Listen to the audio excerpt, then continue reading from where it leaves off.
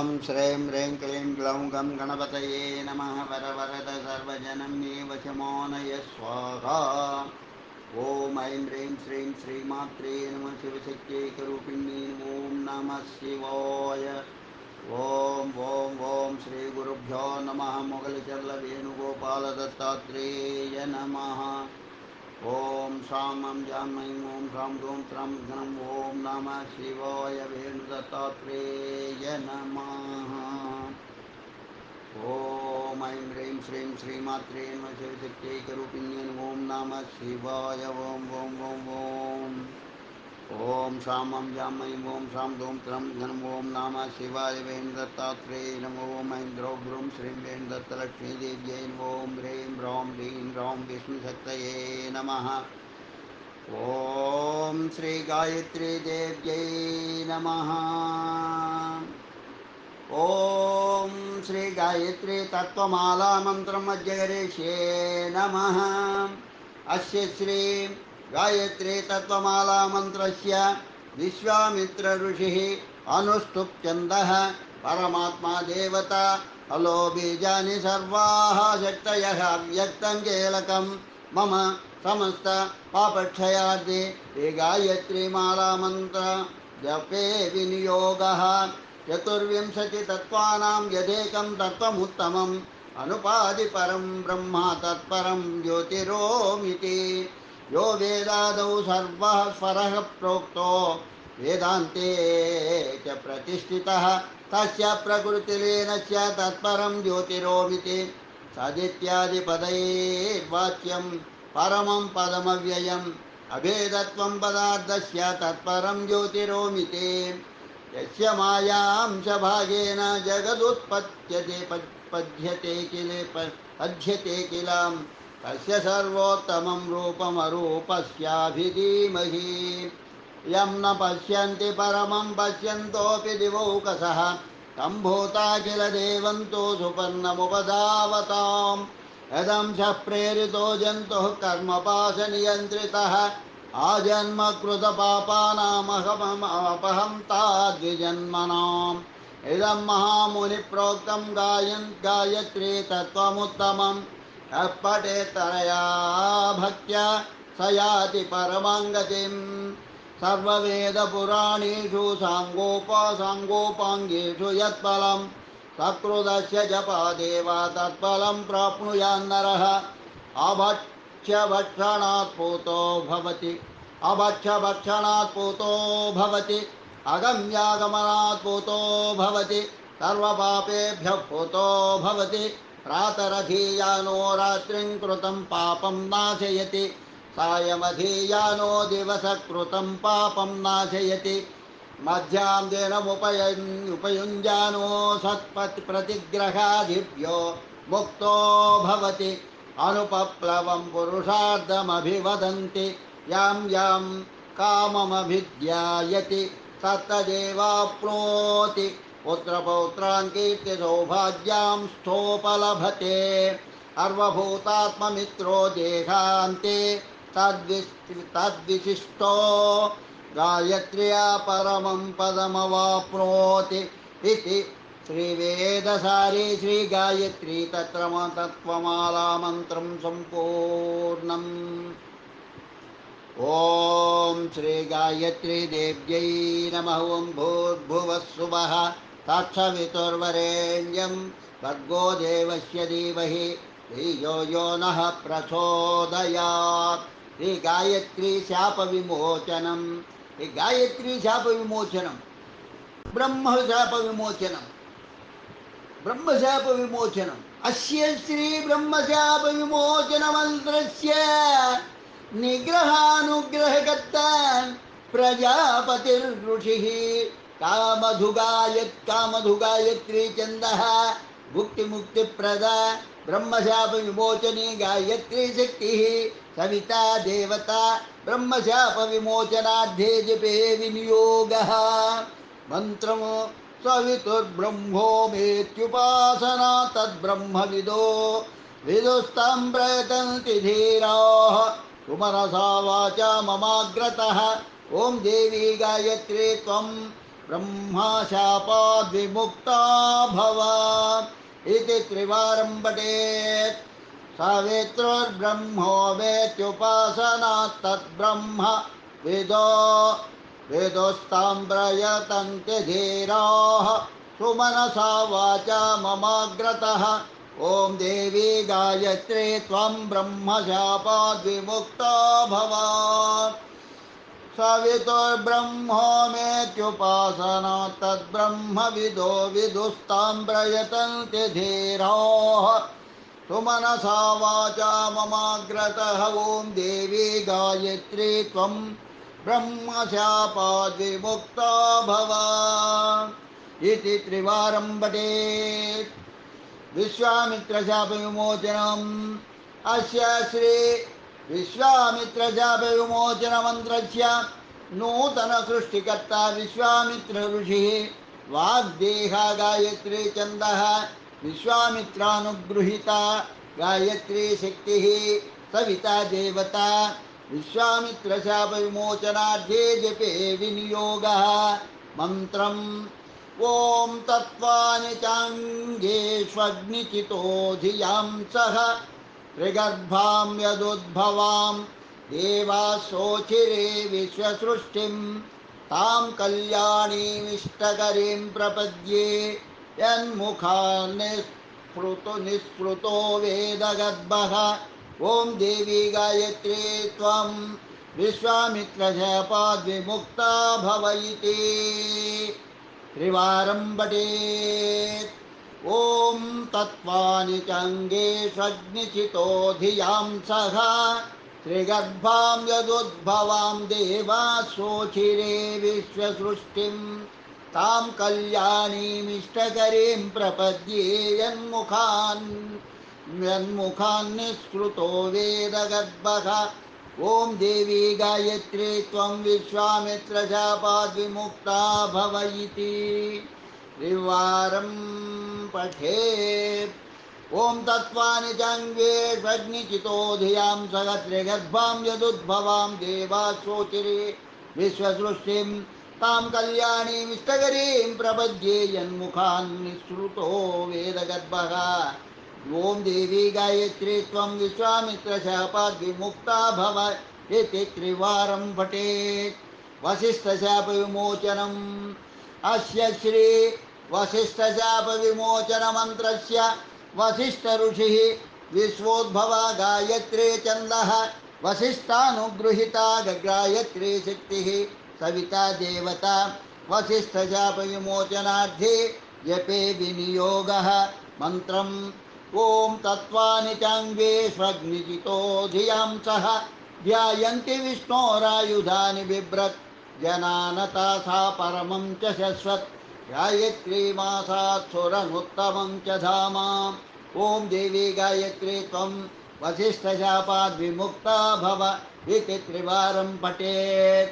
ॐ तत्त्वानि चाङ्गेष्वग्निचितो धियां सह ध्यायन्ति विष्णोरायुधानि बिभ्रत् जनानता सा परमं च शश्वत् गायत्रीमासात् सुरनुत्तमं च धामा। ॐ देवी गायत्री त्वं वसिष्ठशापाद्विमुक्ता भव इति त्रिवारं पठेत्। ॐ तत्त्वानि चाङ्गेष्वग्निचितो धियां सह ध्यायन्ति विष्णोरायुधानि बिभ्रत् जनानता सा परमं च शश्वत् गायत्रीमासात् सुरनुत्तमं च धामा। ॐ देवी गायत्री त्वं वसिष्ठशापाद्विमुक्ता भव इति त्रिवारं पठेत्। प्रार्थना सोऽहमर्कमहं ज्योतिरर्कज्योतिरहं शिवः आत्मज्योतिरहं शुक्लः शुक्लज्योतिरसोऽहमोम्। अहो विष्णुमहेशेशे दिव्ये सिद्धे सरस्वती अजरे अमरे चैव ब्रह्मयोनिर्नमोऽस्तु ते। सोऽहमर्कमहं अर्कज्योतिरहं शिवः आत्मज्योतिरहं शुक्लः शुक्लज्योतिरसोऽहमोम्। अहमोम् अहो विष्णुमहेशेशे दिव्ये सिद्धे सरस्वती अजरे अमरे चैव ब्रह्मयोनिर्नमोऽस्तु ते। सोऽहमर्कमहं ज्योतिरर्कज्योतिरहं शिवः आत्मज्योतिरहं शुक्लः शुक्लज्योतिरसोऽहमो अहमो अहो विश्वमहेशेषे दिव्ये सिद्धे सरस्वते अजरे अमरे चैव ब्रह्मयोनिर्नमोऽस्तु ते ॐ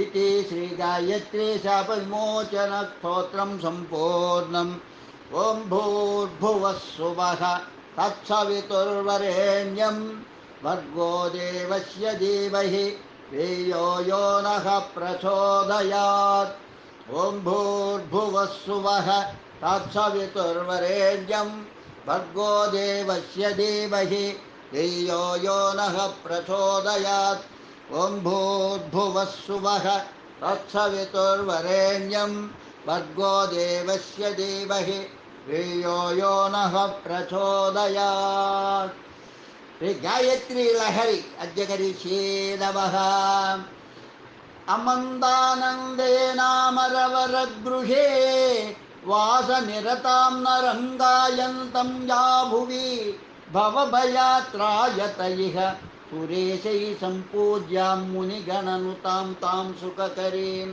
नमामो गायत्रीं निखिलमनुजागौगशमनीम् अमन्दानन्देनामरवरगृहे वासनिरतां नरं गायन्तं या भुवि भवभयाताभयत्रायत इह सुरेशैः सम्पूज्यां मुनिगणनुतां तां सुखकरीं नमामो गायत्रीं निखिलमनुजाघौघशमनीम् अवामासंयुक्तं सकलमनुजेर्याप्यमभिरभिति भवितेह्यपायात् पायात् भोरध भुवि भुवः स्वः पदमिति पदं तन्मे पादाववतु सवितुश्चैव जघने वरेण्यं श्रोणिं मे सततमवतान्नाभिपम् आनाभिमपि च पदं भर्गो देवस्य मम हृदयं धीमहि तथा गलं पायान्नित्यं धिययेह पदं चैव रसनां तथा नेत्रेयो व्यादल अव्यादलकमवतान्नः पदमिति शिरोदेशं पायान् मम तु परितश्चान्तिमपदम् अये दिव्ये देवी त्रिदशनि वहैर्वन्दितपदे न शेकुस्त्वां स्तोतुं भगवति महन्तोऽपि मुनयः कथङ्कारतर्हि स्तुतिततिरियं मे शुभतरा तथा पूर्णा भूयात् त्रुटिपरियुता भावरहिता भजन्तं निर्याजं तव सुखदमन्त्रं विजयिनं जनं यावज्जेवं जपति जननि त्वं सुखयसि न वा कामं काचित् कलुषकणिकापि स्पृशति तं संसारं सरति सहसा तस्य सततं दधानां साधानं सितकुवलया स्फालनरुचां स्वयं विभ्राजन्ते त्रिभुवनजनाह्लादनकरीम् अलं चालं मम चकितचित्तं सुचपलं चलच्चन्द्रास्ये तद्वदनरुचमाचामयचिरम् ललामे बालेते बहुतरविशालेति विमले कलाचञ्चच्छान्द्रे रुचिरतिलकावेन्दुकलया नितान्तं गोमाया निविडतमसो नाशव्यसना तमो मे गाढं हि हृदयसदनस्तं ग्लपयतो अये मातः किं ते चरणशरणं संश्रयवतां जनानामन्तस्थोरुजिनहुतभुक् प्रज्वलति यः तदस्यासु सम्यक् प्रशमनहितायैव विधृतं करे पात्रं पुण्यं सललितभरितं शास्त्ररचितम् अदाहोऽस्मिन् मातः सरिधधिपते सारमखिलं सुधारूपं कोपं लघुतरमनूपं कलयति स्वभक्तेभ्यो नित्यं वितरसि जनोद्धारिणि शुभे विहीने दीनेऽस्मिन् मय्यपि स करुणां कुरु कृपां सदैव तत्प्राणो विद्रुतमरविन्दां द्युतिकरां त्विदं दर्शं दर्शं रविशशिसमं नेत्रयुगलं विचिन्त्य स्वां कृत्तिं भ्रमविषमजाले श्रीपतितम् इदं मन्ये नो चेत् कथमिति भवेदर्धविकचम् विकचं स्वयं मातः किं वा त्वमसि जलजानामपि खनि यतस्ते सर्वाङ्गं कमलमयमेवास्ति किमुनो तथा भीत्या तस्माच्चरणमुपयातः कमलराट् प्रयुञ्जानो अश्रान्तं भवति तदिहैवासनविधौ दिवौकोभिर्वन्ध्येद्विकसितसरोजाटिसुखदे कृपादृष्टेर्वृष्टिः सुनिपतति यस्योपरि तव तदीयां वाञ्छां हि द्रुतमनुविदधासि सबलाम् अतो मन्तोस्तन्तो मम सपदि चित्वां भसुकया करे अक्षाणां माला प्रविलसति यातेति विमले किमर्थं साकान् वा गणयसि जनान् भक्तिनिरतान् जपन्तीकं मन्त्रं प्रशमयसि दुःखं जनिजुषा मयेका वा वाञ्छा भवति तव त्वत्र सुवरदे सुवरदे न मन्ये धन्येऽहं त्ववितधमिदं लोकगदितं ममात्रोक्तिर्मत्वा कमलपतिपुल्लं तव करं विजृम्भासं युक्तद्युतिमिदमभिकोकनदमित्यरम् नित्यरं जानानेयं मधुकरपति संविलसति महामोहाम्बोधौ मम निपतिता जीवनतरिर्निरालम्बादोला चलति दुरवस्थामधिगता जलावर्तव्यालोग्रसितुमभितो वाञ्छति च तं वाञ्छति च तां करालम्बं दत्त्वा भगवति द्रुतं तारय शिवे दधानासि त्वं यत् स्ववपुषि पयोधारयुगलमिति श्रुत्वा लोकैर्मम मनसि चिन्ता समभवत् कथं स्यात् सा तस्मादलकलतिकामस्तकभुवि शिरोद्यौ हृदे वृद्येयं जलदपटले खेलति किल तथा तत्रैवोपस्थितमपि निशीधिन्यधिपतेः प्रपश्यामि श्यामे सहचरैस्तारकगणैः अहोरात्रक्रीडा परवशमितास्तेऽपि चिकिता चिरं चिक्रीडन्ते तदपि महदाश्चर्यचरितं राहुस्तं मुक्तापटलजटितं रत्नमुकुटं सनदत्ते तेषां सावचनरचना साधुपदवीं निशैषा केशास्तु न हि विगतवेषा ध्रुवमिति प्रसन्नाध्यासन्ना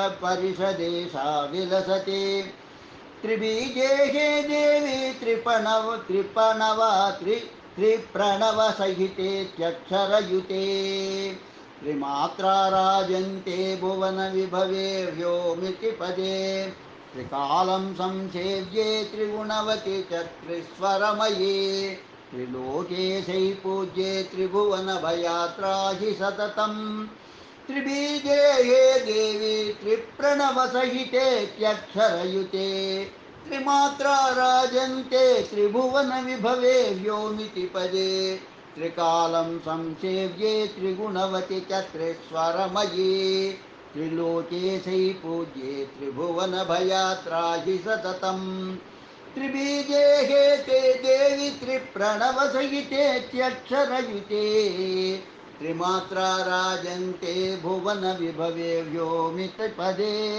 त्रिकालं संसेव्ये त्रिगुणवति च त्रिस्वरमयि त्रिलोकेशै पूज्ये त्रिभुवनभयात्राहि सततम् न चन्द्रो नैवेम्ये न बसि वितता तारकगणाः त्रिषां राशिरम्या तव चरणयोरम्बुनिचये पतित्वा कल्लोलैः सह परिचयाद्विस्तृतिमिता प्रभासैवानन्ता गगनमुकुरे देव्यति सदा त्वमेव ब्रह्माणि त्वमसि कमला त्वं नगसुता त्रिसंज्ञं सेवन्ते चरणयुगलं ये तव जनाः जगज्जाले तेषां निपतितजनानामिह शुभे समुद्धारार्थं किं मतिस्तेन भवति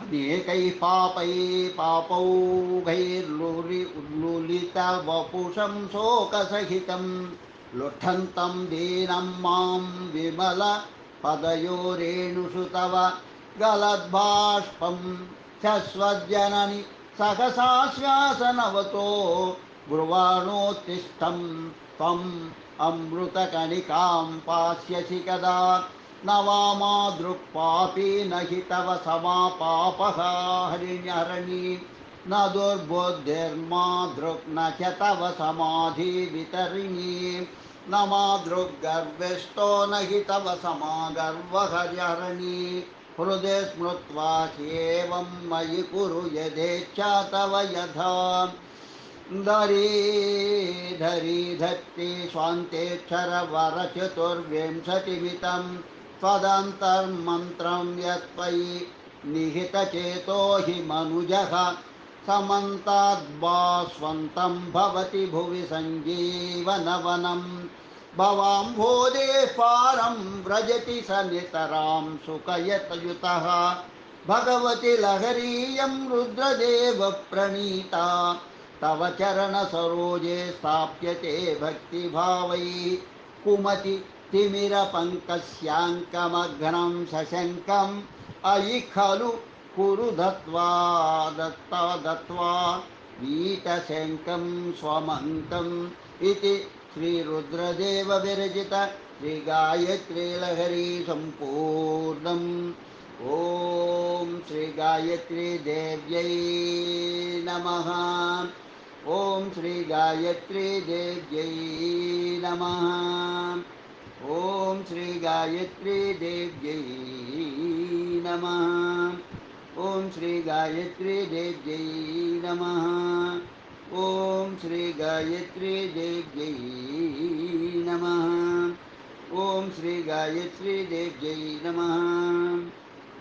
ॐ भूर्भुवस्सुवः तत्सवितुर्वरेण्यं भर्गो देवस्य धीमहि धियो यो नः प्रचोदयात्। श्रीगायत्री पंचोपचार पूजा।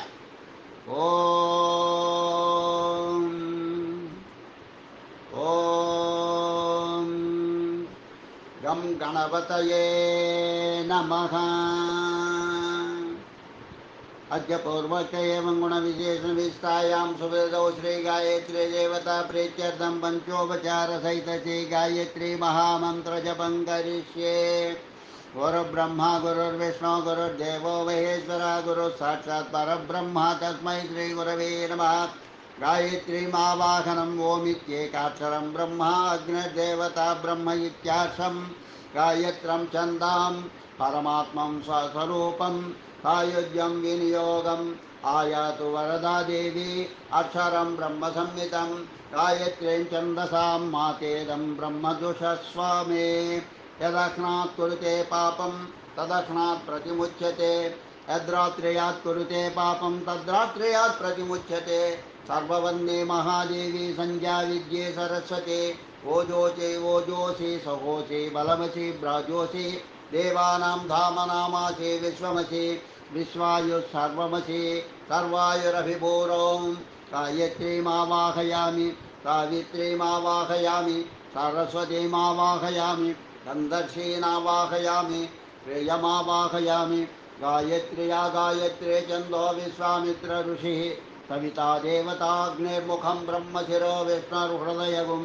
रुद्रशिखा पृथिवी योनिः प्राणापानव्यानोदानसमाना सप्राणावशेतवर्णा साङ्ख्यायन गोसगोत्राः गायत्री चतुर्विधं षट्चक्षरा त्रिपदा षट्कुक्षे पञ्चशेषोपनयने विनियोगः करन्यासः ॐ तत्सवितो ब्रह्मात्मने अङ्गुष्ठाभ्यां नमः वरेण्यं विश्वात्मने तर्जनेभ्यां नमः भर्गो देवस्य रुद्रात्मने मध्यमाभ्यां नमः धीमहि सत्यात्मने नामिकाभ्यां नमः धियो यो न ज्ञानात्मने कनिष्ठिकाभ्यां नमः प्रचोदया सर्वात्मने करतलकरपृष्ठाभ्यां नमः अङ्गन्यासः ॐ तत्सवितु ब्रह्मात्मने हृदयाय नमः वरेण्यं विश्वात्मने शिरसे स्वाहा भर्गो देवस्य रुद्रात्मने शिखायै वषट् धीमहि सत्यात्मने कवचाय हुं धियो यो नः ज्ञानात्मने नेत्रत्रयाय वौषट् प्रचोदया सर्वात्मने अस्राय फट्